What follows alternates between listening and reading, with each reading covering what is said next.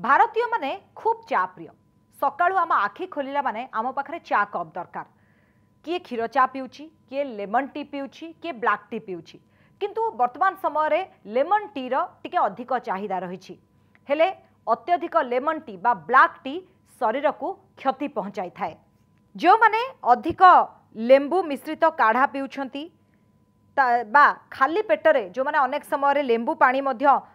गरम पानी मिसेकी पिउछंती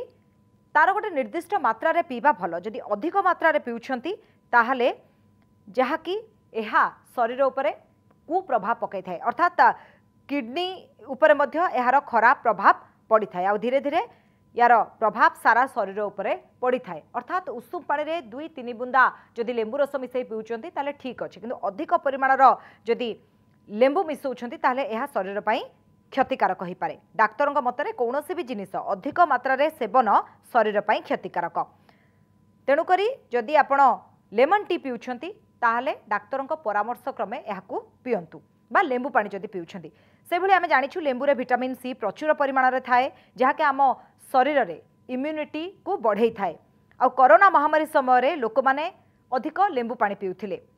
किंतु सबु जिनिसर गोटे लिमिट थाए आमे जदि अत्यधिक मात्रा रे ताकू पीबा ताहले एहा आम पई क्षतिकारक हो पारे आ जदि आपण सब बेले लेमन मिश्रित ब्लैक टी पिउछंती ताहले एहा स्वास्थ्य पई क्षतिकारक बोली विशेषज्ञ मत देइछंती एहा द्वारा किडनी रोग हो पारे तेबे डाक्तरक मतरे जो व्यक्ति ब्लैक टी रे लेंबू मिसई पियंती एमाने किडनी रोगर शिकार हुंती जहाँकि गोटे सर्वे अनुसार गोटे तथ्य सामना को आसी जे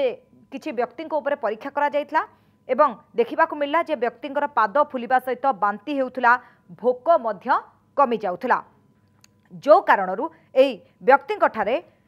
विभिन्न प्रकार समस्या देखा मिला जिते डाएट चार्ट को देखिथिले डाक्टर सेतबेले जना पड़थिला जे लेमन टी बा ब्लैक टी आ लेमन टी मिसेकी से पिउछंती जहा फल रे कि तांको पाखरे किडनी समस्या देखा देछि तेणुकरी जदि आपण लेंबू पानी पिउछंती बा लेमन टी बा ब्लैक टी पिउछंती ताहले डाक्तरों परामर्श नियंतु आ सेही परिमाण हिसाब रे आपण पियंतु अधिक खबर पाई देखुथांतु कनक न्यूज.com